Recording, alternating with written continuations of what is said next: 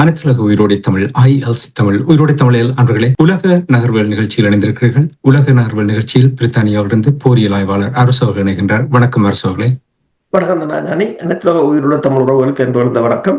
உங்களுக்கும் அன்பர்கள் சார்பாக வணக்கத்தை தெரிவித்துக் கொண்டு, இன்றைய உலக நகர்வுகள் நிகழ்ச்சியில் நாங்கள் அமெரிக்காவில் ஜெஃப்ரி எப்ஸ்டீன் என்ற ஒரு நபர், அந்த நபரினால் ஏற்பட்டிருக்கின்ற பாரதூரமான பிரச்சனைகள், அதாவது ஜெஃப்ரி எப்ஸ்டீன் அவர்கள் அமெரிக்காவில் இருக்கின்ற தனவந்தர்களோடு மட்டுமில்லாமல் உலகம் பூரா இருக்கின்ற தனவந்தர்களோடு தொடர்பில் இருந்திருக்கின்றார். அவர் பாலியல் வல்லுறவு, மோசமான வேலைகளில் ஈடுபட்ட சம்பவங்கள் இப்பொழுது பக்கமாக வெள்ளை மாளிகை இருந்தவர்களுடைய தொடர்புகள் தொடர்பாக நிறைய விடயங்கள் வெளிவந்து கொண்டிருக்கின்றது. ஜெஃப்ரி எப்ஸ்டீனோடு ஆட்சியில் இருந்தவர்கள் நண்பர்களாக இருந்திருக்கிறார்கள். அவர்களிடமிருந்து நிறைய நிதி உதவியும் பாலியல் வல்லுறவுக்கான இந்த தொடர்புகளை எல்லாம் ஏற்படுத்தி கொடுத்த என்று அதிர்ச்சி தரும் தகவல்கள் வெளிவந்து கொண்டிருக்கின்றது. அரசுகளே, எங்களுடைய உறவுகளுக்கு கூறுங்கள், ஜெஃப்ரி எப்ஸ்டீன் தொடர்பாக அவர் யார், இதனுடைய பின்னணியின் என்ன இருக்கின்ற என்ற விடயங்களை முதலில் கூறுங்கள். ஜெஃப்ரி எப்ஸ்டீன் வழக்கை பொறுத்தவரையில் அமெரிக்கராக இருந்து ஒரு வங்கி அதிகாரியாக பணியாற்றி அதன் மூலம் பெருமளவான பிரபலங்கள், அதாவது அரசியலாக இருக்கலாம், பொருளாதாரத்திலாக இருக்கலாம், தொழில் அதிபர்களாக இருக்கலாம், அவர்களின் தொடர்புகளை ஏற்படுத்தி தனக்கான தனியான தீவு ஒன்றில் மிகப்பெரிய ஒரு பங்களாவை அமைத்து அங்கு இந்த பிரபலங்களை சுற்றுலாக்களுக்கு அல்லது உல்லாச பயணத்துறை போன்ற நிகழ்வுகளுக்கு வரவழைத்து அங்கு பெருமளவான பெண்கள், அதாவது வயசு குறைந்தவர்கள் 14 வயசில் இருக்கலாம், 20 வயசாக இருக்கலாம், அப்படி பெருமளவான ஊழல்கள் நிறைந்தது. முன்னர் பல தடவைகள் இந்த குற்றச்சாட்டுகள் வந்திருந்தாலும், பல தடவைகள் அவர் மீது பல குற்றச்சாட்டுகள் வந்திருந்தாலும் அவர் தனக்குள்ள செல்வாக்குகளை பயன்படுத்தி அதனை இல்லாது செய்திருந்தார். பிற்பாடு 2019 ஆண்டு அவர் கைது செய்யப்பட்டு அதன் பிறகு 2019 அவர் சிறையில் இறந்ததாக கூறப்படுகிறது. சிறையில் இறப்பதற்குரிய காரணமாக என்னென்று சொன்னால், அவர் மீதான விசாரணை பெருமளவானவர்களின் முகத்திரையை கிழிக்கும் அல்லது பெருமளவானவர்கள் தொடர்பான அவர்களின் இரகசியங்கள் வெளியில் வரும் என்பதால் கொல்லப்பட்டாரா தற்கொலை செய்தாரா என்ற ஒரு தகவலும் இல்லை. இதில் பெருமளவில் சிக்கியவர்கள் யார் என்று பார்த்தால், முன்னாள் அமெரிக்க அதிபர் பில் கிளின்டனாக இருக்கலாம், தற்போதைய அமெரிக்க அதிபர் டொனால்ட் ட்ரம்பாக இருக்கலாம். அவரின் பெயர் பல இடங்களில் குறிப்பிடப்பட்டிருக்கின்றது. அதே போல பிரித்தானியாவின் இளவரசர் ஆண்ட்ரூ ஆக இருக்கலாம், மைக்ரோசாப்டின் தொழிலதிபர் பில் கேட்ஸ் ஆக இருக்கலாம். இப்ப ட்ரம்பின் பெயரை பொறுத்தவரையில் கிட்டத்தட்ட 1000க்கு மேற்பட்ட இடங்களில் அவரின் பெயர் பதிவு செய்யப்பட்டிருப்பதாக கூறப்படுகிறது. இந்த விசாரணை முடிந்தாலும் இப்போது அது தொடர்பான ஆவணங்கள் வெளிக்கொண்டு வந்திருக்கிறார்கள். கிட்டத்தட்ட 3 மில்லியன் பக்கங்கள் உள்ள ஆவணங்கள் வெளிவந்திருக்கின்றன. ஆனால் அவர்களிடம் 6.5 மில்லியன் ஆவணங்கள் இருப்பதாக கூறப்படுகிறது. அதில் ஒரு அரைவாசியைத்தான் வெளியில் விட்டிருக்கிறார்கள்.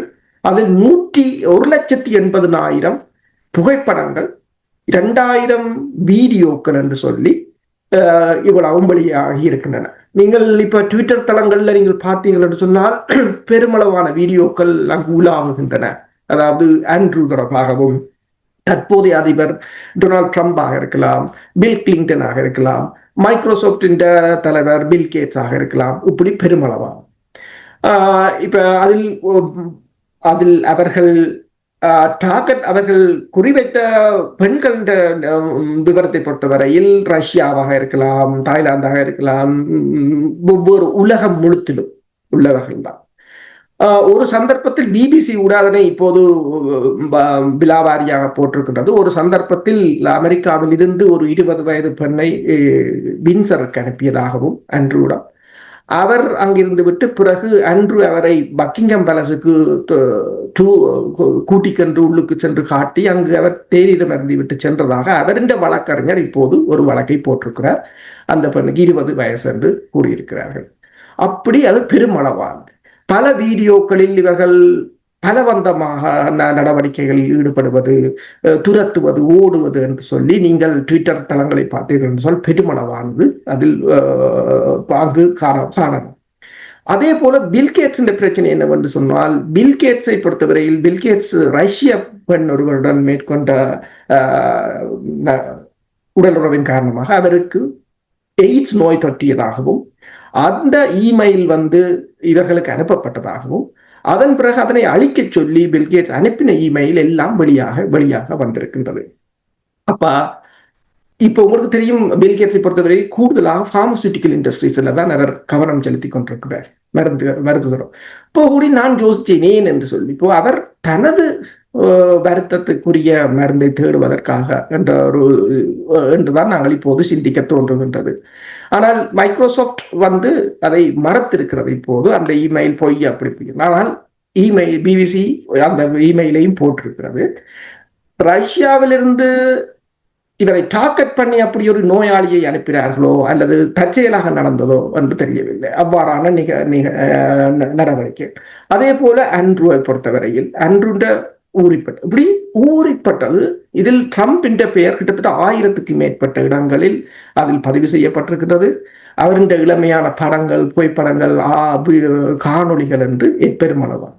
இது உண்மையில் இப்போது கேள்வி என்னென்று சொன்னால், அவர்கள் கேட்கிறாங்க என்று சொன்னால், இவ்வாறானவர்கள் எல்லாம், அதாவது வயது குறைந்தவர்கள், இப்ப ஊருக்கு நீங்கள் சட்டங்கள், மனித உரிமைகள், மற்றது மனித நேயம் என்றெல்லாம் பேசுகிறீர்கள், இவ்வளவு பேரும் ஜெயிலில் இருக்க வேண்டியவர்கள். இப்ப பில் கிளின்டனை பொறுத்தவரையில் அது மிக மோசமான புகைப்படங்கள், மிக மோசமானதவே வந்திருக்கிறது. அமெரிக்காவின் ஒரு முக்கிய அரசு தலைவர். உலகுக்கு நீங்கள் வழிகாட்டுறவர்கள், நீங்கள் அவ்வளவு பேரும் ஜெயிலுக்குள் இருக்க வேண்டியவர்கள் என்றும், அதில் பலர் உண்மையில் அந்த புகைப்படங்களை பார்த்த பிற்பாடு கூறுகிறார்கள் என்று சொன்னால், பலருக்கு அது ஒரு மனநோய் ஆளுநர்கள் போலதான் அந்த நிகழ்வில் அவர்களை பார்க்கக்கூடியதாக இருந்ததாகவும், ஆனால் இப்ப இதை அல் ஜசீராவாக இருக்கலாம், பிபிசியாக, எல்லா ஊடகங்களும் வெளியில் கொண்டு வந்திருக்கு.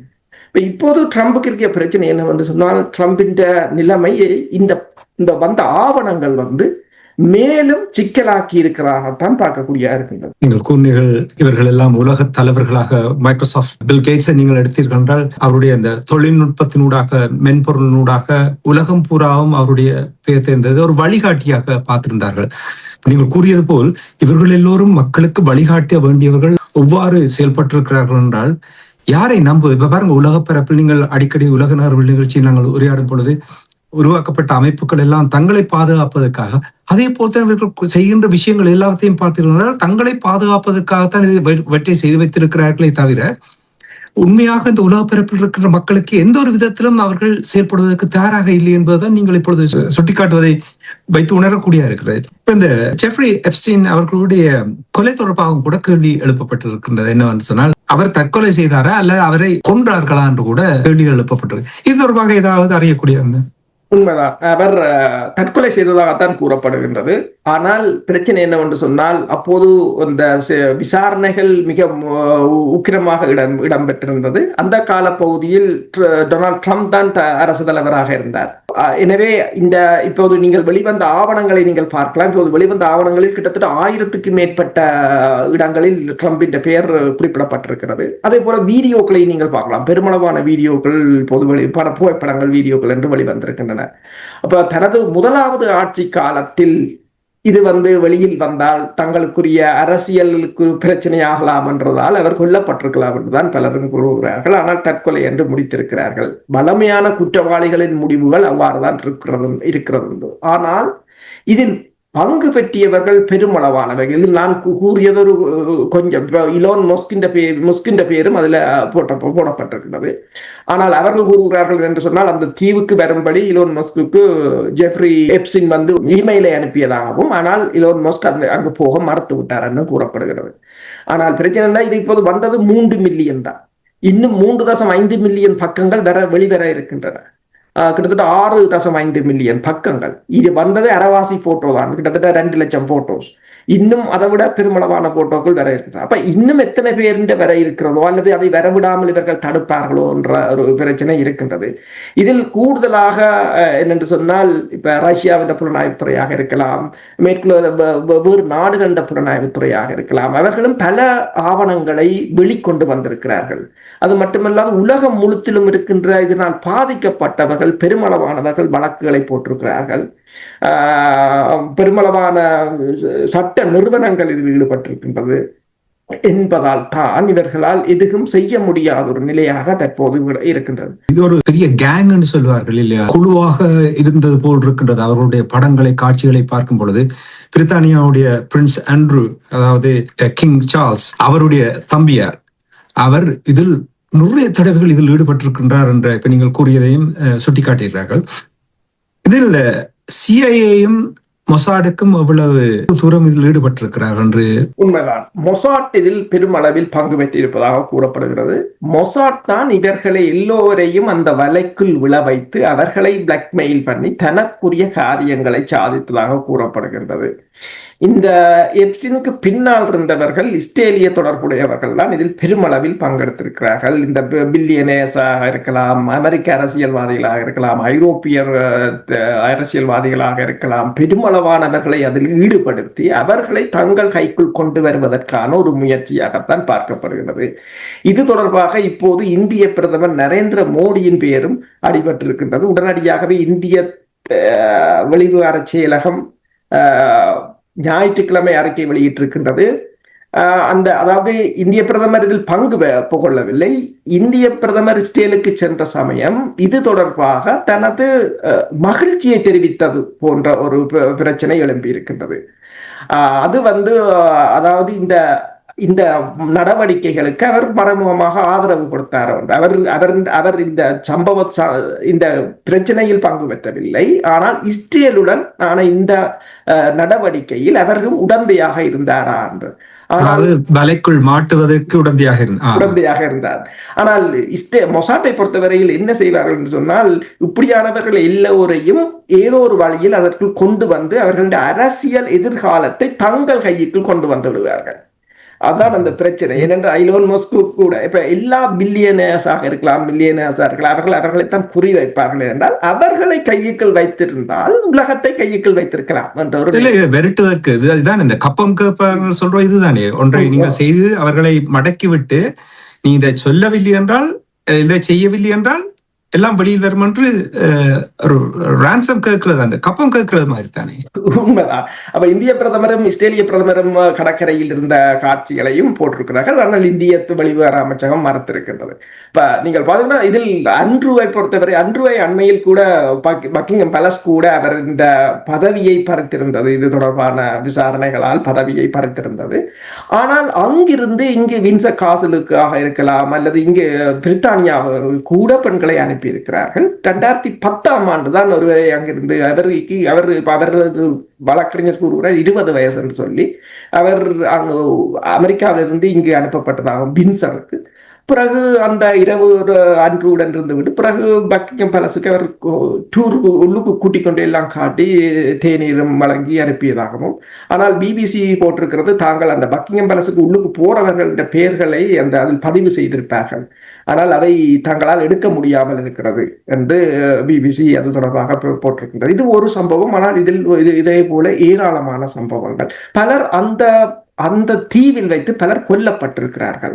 இதில் அவர்கள் எவ்வாறு போடுகிறார்கள் என்று சொன்னால், சர்வைவர்ஸ் 20,000 பெண்கள் இதில் தப்பியவர்கள் என்றுதான் போடுகிறார்கள். எத்தனை பேர் இறந்தார்கள், எத்தனை பேர் காணாமல் போனார்கள் என்றதெல்லாம் தெரியாது. ஜெஃப்ரி எப்ஸ்டீனும் அவரும் இறந்து விட்டார். இனி மிச்சவர்கள் இருப்பவர்கள் எல்லோரும் உயர் பதவிகள். நீங்கள் பார்த்தீங்கன்னா ஒன்றில் அரசியலில் அமெரிக்க அதிபர்களாக இருக்கிறார்கள், அல்லது உலகின் முதலாவது தர செல்வந்தர்களாக இருக்கிறார்கள், அல்லது அதற்கடுத்த நிலையில் இருக்கிறார்கள், அல்லது மிகப்பெரிய வங்கிகளின் தலைவர்களாக இருக்கிறார்கள். உண்மையில் இவ்வளவு பேரும் சிறையில் இருக்க வேண்டியவர்கள் உலகத்தை ஆட்சி செய்பவர்களாக இருக்கிறார்கள். நீங்கள் கூறுங்கள் எக்கச்சக்கமான தகவல்கள் இருக்கின்ற இன்னும் வெளிவிடுவதற்கு தயாராகி கொண்டிருக்கிறார்கள் என்று நீங்கள் கூறும் பொழுது உடனடியாக எனக்கு சிந்திக்க தோன்றுகிறார்கள். சமீபத்தில் இது தொடர்பாக காங்கிரஸில் பேசிய பொழுது அவர்கள் டொனால்ட் ட்ரம்ப் தனக்கும் இதுக்கும் தொடர்பில்லாத மாதிரி தட்டி கழித்து கொண்டு வருகிறார். ஆனால் டெமோக்ராட்டிக் பார்ட்டி கொஞ்சம் கொஞ்சமாக இந்த விடயங்களை வெளியில் விட்டுக் கொண்டு இருப்பது சரியான நேரம் வரும்பொழுது அமர்த்துவார்கள் என்று கூறிக்கொண்டிருக்கிறார்கள். இன்னொரு கேள்வி என்னவென்று சொன்னால், அமெரிக்கா வெனிசுவேலா மீது தாக்குதல் நடத்தியது, நிக்கோலஸ் மெட்ரோ அவர்களை கைது செய்த விடயங்கள், ஜெஃப்ரி எப்ஸ்டீனுடைய விவகாரம் தொடர்பாக மேலதிக தகவல் வரப்போன்றது பெரிய பாரிய பிரச்சனையை ஏற்படுத்த போகின்ற என்ற அந்த நேரத்தில், அந்த விடயங்கள் பெருசாக பேசிக் கொண்டிருந்த நேரத்தில் திசை திருப்புவதற்காக என்னும் ஒரு காரணமாக வெனிசுவேலாவில் இந்த காலகட்டத்தில் தாக்கியதும் ஒரு முக்கிய நேரமாக கூறுகிறார்கள். இதில் உள்ள உண்மை இருக்கிறது. உண்மைதான். என்னென்று சொன்னால், இந்த அதாவது அமெரிக்காவில் ஏற்பட்டிருக்கின்ற தற்போதைய குழப்பம், ஜனநாயக கட்சியை குடியரசுக் கட்சி முற்று முழுதாக அழிக்க வேண்டும் என்று, அது உங்களுக்கு தெரியும். நினைக்கிறேன் கலிபோர்னியா என்ற ஆளுநருக்கும் ட்ரம்புக்கும் இடையிலான மோதல்கள், அதே போல டெமோக்ராட்டிக் பார்ட்டியில இருக்கின்ற யார் என்றாலும், அண்மையில் கூட ஒரு பெண், அவர் சோமாலியாவை சேர்ந்தவர், அவர் மீது ட்ரம்ப் கொண்டு வந்த நடவடிக்கைகள், அவர் அதாவது சோமாலியாவில் இருந்து வெறும் கையுடன் வந்து இப்போது 44 மில்லியன் டாலர்களை வைத்திருக்கிறார்கள் என்று ட்ரம்ப் அவர் மீதான விசாரணையை ஆரம்பிக்க போவதாக கூறியிருக்கின்றார். அது மட்டுமல்லாது சோமாலியாவை சேர்ந்தவர்கள் குப்பை என்று கூட பேசியிருப்பதாக கூறப்படுகிறார். அதாவது ட்ரம்பின் குடியரசுக் கட்சியினர் எவ்வளவு தூரத்துக்கு ஜனநாயக கட்சியினர் மீது நடவடிக்கைகளை எடுக்கிறார்களோ அதற்கு மறுபுறமாக அவர்கள் ட்ரம்ப் மீதான நடவடிக்கையாகத்தான் இதனை பார்க்கலாம். ஆனால் ட்ரம்ப் இப்பவும் திருந்தினாராண்டா இல்லை. கடந்த வாரம் வெள்ளை மாளிகையில் இடம்பெற்ற ஒரு பத்திரிகையாளர் மாநாட்டில் உள்துறை அமைச்சர் அவர் மனைவி இன்னும் பலர் இருந்தார்கள். அப்போது அவர் பேசும்போது கூறுகிறார், உள்துறை அமைச்சரின் மனைவி மிகவும் அழகானவர், நான் ஒரு குதிரை சவாரியின் போதுதான் அவரை கண்டேன், அவருக்காகத்தான் இவருக்கு நான் வேலையை கொடுத்தேன் என்று கடந்த வாரம் கூறியிருக்கிறார். இப்படி அவர் கூறுவதும் செய்வது, இப்போது அவர் கூறுவதும் அவ்வாறான ஒரு நிகழ்வாகத்தான் இருக்கிறது. அப்ப ட்ரம்ப் மீது இது இந்த அழுத்தத்தை வந்து, இந்த பிரச்சனையை வந்து டெமோக்ராட்டிக் கட்சியினர் இலகுவாக முன்னெடுக்கலாம். இப்ப இதை திசை திருப்பதற்கு ட்ரம்புக்கு போர் தேவை. இப்ப உங்களுக்கு தெரியும், பெஞ்சமின் நெத்தனியாவுக்கு ஒரு போர் தேவையா இருக்கின்றது. ஏனென்றால் அவர் மீதான ஊழல் குற்றச்சாட்டுகள், போரை விட்டால் ஜெயிலுக்கு போக வேண்டி வரும். அப்ப அதே போன்ற ஒரு நிலை. ஏனென்றால் ட்ரம்ப் இதை நேரடியாக உக்ரைன் அதிபரை சந்திக்க போது கூறியிருந்தார். அதாவது ஒரு நாட்டுல போர் நடந்தால் லட்சம் வைக்க தேவையில்லை உண்டு. அப்படி என்று கேட்டால் அடுத்த தடவையும் ட்ரம்ப் தானே அரசு தலைவராக இருக்கலாம் என்ற ஒரு நிலை. அப்ப இப்போ வெனிசுலா மீதான நடவடிக்கை அதை தான் திறன்பட செய்து காட்டியதாகவும் மக்களை நம்ப வைத்திருக்கின்றார். என்னென்று சொன்னால் உண்மையும் தான். என்னென்று சொன்னால் எந்தவித ஒரு படையினரையும் கொள்ளாமல் ஒரு நாட்டின் தலைவரை கொண்டு வந்திருக்கிறார்கள் என்று சொன்னால் அது அந்த படையினரின் வலிமையைத்தான், அதாவது திறமையைத்தான் கூறலாம். அது அதற்கு ஒரு பிளஸ் பாயிண்டாக இருக்கின்றது. இப்போது அதுக்கு அடுத்ததாக ஈரானை குறிவைத்திருக்கு. அப்ப தொடர்ச்சியாக ஒரு போரை நடத்தி கொண்டிருக்கும் போது இந்த ஃபைலுகள், இப்ப டெமோக்ராட்டிக் பார்ட்டி கொண்டு வர இந்த குற்றங்கள், அதுக்கு அதாவது இடுகோடுகள் தத்துவம் என்றது போல அவர் பெரிய கோட்டை கீறிக்கொண்டிருக்காரு. சின்ன கோடு இருக்கின்றது, இதை மேலே தெரிய விடாமல் இருப்பதற்காக அவர் ஒரு பெரிய கோட்டை கீறிக்கொண்டிருக்கின்றார். நீங்கள் கூறும்பொழுதுதான் சிந்திக்க தோன்றுகிறது, அவர் பதவியேற்ற உடனே சொன்னவர், அல்லது பதவிக்கு வருவதற்கு முன்னதாக சொல்லியிருந்தார், தான் எந்த நாட்டிலும் போரை தொடுக்க மாட்டேன், நான் சமாதானத்தை விரும்புவேன் என்று கூறும்பொழுது இவ்வாறு மாறி நிற்கிறார் என்றால், நீங்கள் கூறுவதை வைத்து பார்க்கும்போது அங்கே ஏதாவது புகைக்கிறதோ என்று சிந்திக்க தோன்றுகிறது. இனி இதே நேரத்தில் இப்ப நீங்கள் கூறினீர்கள், ஜெஃப்ரி எப்ஸ்டீன் அவர்கள் சிறையில் தற்கொலை செய்தார் என்று சொன்னார்கள். இன்னும் ஒரு வசதியான சம்பவம் நடந்திருக்கிறது தற்கொலை செய்த இடம் என்று சொல்லும் பொழுது, சிசிடிவி கேமரா அப்பொழுது இயங்காமல் இருந்திருக்கின்றது. வளர்ந்து வரும் நாடுகளில் இப்படி நடப்பதற்கான வாய்ப்புகள் இருக்கிறது என்றால் இவர்கள் அதை செய்வார். ஆனால் வளர்ந்த நாட்டிலும் அதுவும் இவ்வளவு ஒரு விசாரணை நடந்து கொண்டிருக்கின்ற ஒரு குற்றவாளியினுடைய சிறையில், அந்த இடத்தில் அவர் தற்கொலை செய்த நேரத்தில் சிசிடிவி கேமரா இயங்காமல் இருந்தன. இது இயற்கை அவருக்கு உதவி வழங்கி இருக்கிறதா அல்லது என்ன நிலைமை என்று கூறுங்க. வளமையாக தமிழ் சினிமா பட பாணியில் தான் நடைபெற்றிருக்கின்றது. ஆனால் தமிழ் சினிமா பட பாணியில் தான் அதில் காட்டப்படுகின்றது போல ஒரு கேங்ஸ்டர்ஸா தான் இவர்கள் இயங்கியும் இருக்கிறார்கள்.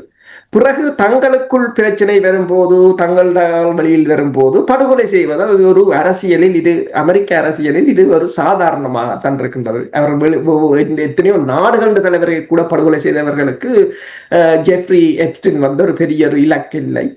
அதுவும் ட்ரம்ப் என்ற காலத்துல தான் அது நடந்திருக்கின்றது. ட்ரம்பை பொறுத்தவரையில் 2022 தான் அரசு தலைவராக வர வேண்டும் என்று இருந்திருந்தார். 2020 அது பைடன் அதை கைப்பற்றினாலும் அப்போது தொடர்ச்சியாக தான் அரசு தலைவராக இருக்க வேண்டும் என்பதற்காக தன் மீதான ஒரு எந்த விதமான தடயங்களும் இல்லாமல் இருப்பதற்காக அழிப்பதற்கான ஒரு முயற்சியாக பிரதான குற்றவாளியையே அவர்கள் படுகொலை செய்து விட்டார்கள். அதைத்தான் சொல்ல முடியும்.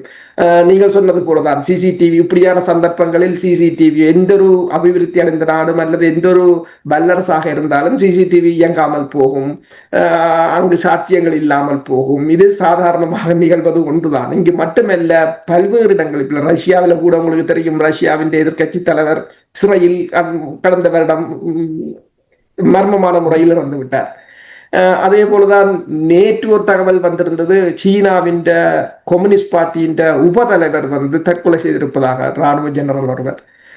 இந்த உயர் பதவிகளில் இதுகளுக்குள் போறவர்கள் நிலைமைகள் வந்து பல தடவைகளில் இவ்வாறுதான் நடந்து முடிவதுண்டு. நாங்கள் இது தொடர்பாக சிரித்தாலும் நகைச்சுவையாக நாங்கள் பார்க்க முடியாது என்றால் எத்தனையோ பெண்களுடைய உயிர்களும் எத்தனையோ பெண்கள் பாதிக்கப்பட்டிருக்கிறார்கள். ஆனால் அரசு தலைவர்கள், வல்லரசு நாடுகள், பெரிய பலம் உள்ளவர்கள் என்றெல்லாம் கூறும் பொழுது ஒவ்வளவு காலமாக எல்லா உலக மக்களையும் ஏமாத்தி கொண்டு வந்திருக்கிறார்கள் என்று கூறும் பொழுதுதான் இவர்களுடைய அந்த களவுகள் எல்லாம் இப்பொழுது வெளிவருகின்ற யோசித்த விட மற்றவர்களை எல்லோரையுமே அடித்தடித்து கீழே வைத்திருந்தார்கள். தங்களை விட்ட வேறு ஒருதரும் இந்த உலகத்தில் வெள்ளக்காரன் என்றால் அவர்களை மாறி வேறு ஒருத்தரும் இல்லை என்ற மாதிரியான விடயங்களைத்தான் இதுவரை அவர்கள் கூறிக்கொண்டு வந்திருந்தார்கள். மிகவும் சுருக்கமாக இந்த விசாரணை நடக்கின்றது, இந்த விடயங்கள் நடந்து கொண்டிருக்கின்றது. முழுமையாக எப்பொழுதாவது இதனுடைய உண்மை வெளிவரும் என்று நீங்கள் நம்புகிறீர்களா? முற்று முழுதாக உண்மை வெளிவரும் என்று எதிர்பார்க்க முடியாது என்றால், இதில் ஈடுபட்டிருப்பவர்கள் அத்தனை பேரும் உலகில் மிகவும் செல்வந்தர்கள், அரசியல் செல்வாக்கு மிக்கவர்கள், பல செல்வாக்கு மிக்கவர்கள் என்ற நிலை. இதை விசாரணை செய்வதும் அவர்களின் கீழுள்ள அதிகாரங்கள் தான், அதிகாரிகள் அல்லது நிறுவனங்கள் தான்.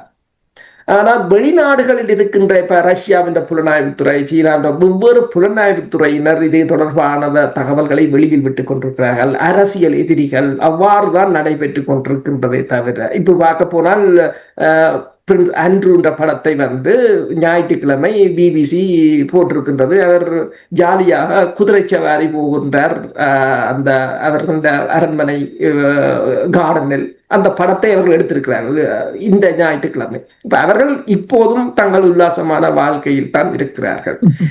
இந்த குற்றச்சாட்டுகளை பற்றி யாரும் பொருட்படுத்துவதாக கூட இல்லை. ட்ரம்பின் பெயர் 1000 தடவைகள் போடப்பட்டிருக்கிறது. ட்விட்டர் தளங்களை திறந்தீர்கள் என்றால் ஊறிப்பட்ட வீடியோக்கள், படங்கள் எல்லாம் வெளிவந்து அதை பற்றி அவர்கள் எதுவுமே பேசுவதும் இல்லை, அதற்கு ஒரு பொறுப்பு கூறுவதும் கூட இல்லை என்னும் போது இதை வந்து முழுமையாக இப்போது இந்த அரசியல் போட்டி காரணமாக இது வெளியில் வந்திருக்கின்றது. நாடுகளுக்கு இடையிலான பிரச்சனை காரணமாக பல புலனாய்வுத்துறையினரையும் இதை வெளியில் கொண்டு வந்திருக்கிறார்கள். பெருமளவானவை அன்ஒபிஷியலாகத்தான் வெளியில் வந்து போய் கொண்டிருக்கிறது. ஒபிஷியலாக இதை வழக்குக்கு கொண்டு வருவார்களா என்றால் நான் நினைக்கவில்லை. ஏனென்று சொன்னால் காசாவின் மேற்கொள்ளப்பட்ட போரின் போது 67,000 பேருக்கு இது நீதி கிடைக்கும் என்றால் இல்லை, நீதி கிடைக்காது என்றதுதான். அது அவர்கள் இந்த சட்டமாகத்தான் இருக்கு.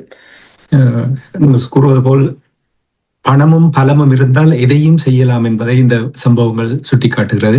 இனி அரசியல் பதவிக்காக இப்ப இவர்களுக்கு இடையில் ஒரு இணக்கப்பாடு வந்தால் நீங்கள் கூறுவது போல் ஒரு கொஞ்சத்தோடு அடக்கி விடுவார்கள். இவ்வளவு எல்லாம் செய்தவர்கள் இது செய்வது அவர்களுக்கு கடினமா இல்லையே? இதெல்லாம் ஒரு காலத்தின் தேவையில் இவற்றை வெளியில் கொண்டு வந்திருக்கிறார்களே தவிர அவர்கள் மறைக்க வேண்டுமென்றால் மறைத்து வைத்திருப்பார்கள். அதற்கு மெழுகும் பூசி வேற கதைகளும் சொல்வதற்கும் அவர்கள் தயாராக இருப்பார்கள். நன்றி அரசுகளே, இன்றைய நிகழ்ச்சியில் இணைந்து ஜெஃப்ரி எப்ஸ்டீன் அவருடைய கடந்த கால சம்பவங்கள் தொடர்பாக விசாரணையின் ஊடாக வெளிவந்திருக்கின்ற தகவல்களை உயிரோடை தமிழ் உறவுகளுக்கு எடுத்திருந்தமைக்காக உயிரோடை தமிழ் அன்பர்கள் சார்பாக நன்றி கூறிக்கொண்டு மீண்டும் இன்னும் ஒரு நிகழ்ச்சியில் இணைந்திருப்போம். அதுவரைக்கும் நன்றி, வணக்கம். எமது பார்வையாளர்களுக்கு வணக்கம். மக்களின் குரலாய் ஓங்கி ஒலிக்கும் இலக்கு மின்னிதழ் மற்றும் உயிரோடை தமிழ் வானொலி ஆகிய இவ்விரு ஊடகங்களும் உங்களைப் போன்ற எமது நேயர்கள் நண்பர்களின் ஆதரவிலேயே இயங்கி வருகின்றன. மிக குறைந்த வளங்களுடன் பல இடர்கள் மற்றும் தடைகளை தாண்டி பயணிக்கும் எமது ஊடகங்களின் பணிகள் மேலும் வளர உங்களால் முடிந்த நிதியுதவியை வழங்கி இன்னும் காத்திரமான செயற்பாடுகளை முன்னெடுக்க உதவுமாறு மிகவும் பணிவன்புடன் வேண்டி நிற்கின்றோம். உங்கள் பங்களிப்பு உங்களின் உரிமை குரலாய் ஓங்கி ஒலிக்கும். நன்றி.